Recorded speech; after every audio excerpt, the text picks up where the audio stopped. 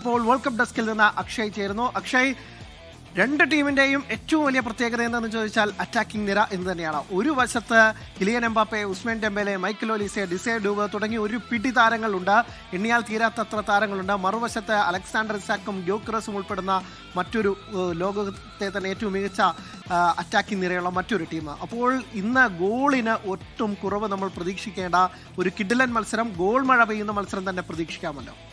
അല്ലെങ്കിൽ ലോകകപ്പിൽ ഏറ്റവും കൺസിസ്റ്റന്റ് ആയി കളിക്കുന്ന ടീമുകൾ ഒന്നാണ് ഫ്രാൻസ്. അവരുടെ മുന്നേറ്റം നിലനിൽ രണ്ട് താരങ്ങൾ, ഉസ്മാൻ ഡെംബലെയും അതോടൊപ്പം കിലിയൻ എംബാപ്പയും, ഒരു ഇരട്ടക്കുഴൽ തോക്ക് പോലെയാണ് രണ്ടുപേരും.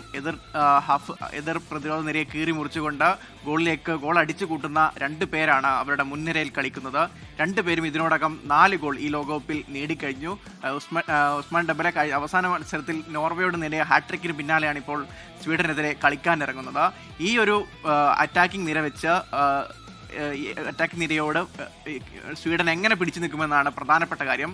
പ്രത്യേകിച്ച് സ്വീഡന്റെ പ്രതിരോധ നിര 3 മത്സരങ്ങളിൽ നിന്ന് 7 ഗോളാണ് അവർ വഴങ്ങിയത്.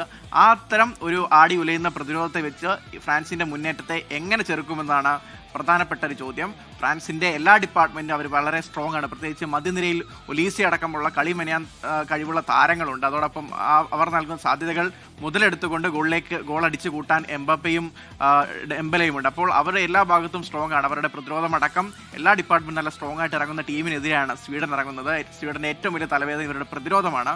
മുന്നേറ്റ നിരയിൽ വലിയ ആശങ്കകളൊന്നുമില്ല. ഗ്യോക്കറസും അതോടൊപ്പം അലക്സാണ്ടർ ഇസാക്കും ഒക്കെ തകർപ്പൻ ഫോമിലാണ്. ഗോൾ അടുപ്പിച്ചും രണ്ട് താരങ്ങൾ അവരുടെ മുൻനിരയിൽ കളിക്കുന്നുണ്ട്. പക്ഷേ അവരുടെ പ്രതിരോധമായിരിക്കും ഏറ്റവും വലിയൊരു ആശങ്ക. സ്വീഡന്റെ പ്രതിരോധവും അതോടൊപ്പം ഫ്രാൻസിന്റെ അറ്റാക്കിംഗ് നിരയും തമ്മിലുള്ള നേരിട്ടുള്ള മത്സരത്തിനാകും വേദിയാവുക. 2:30 ഇന്ത്യൻ സമയം പുലർച്ചെ 2:30 മത്സരം നടക്കുന്നത്. മികച്ചൊരു മത്സരം തന്നെ നമുക്ക് പ്രതീക്ഷിക്കാൻ മതി.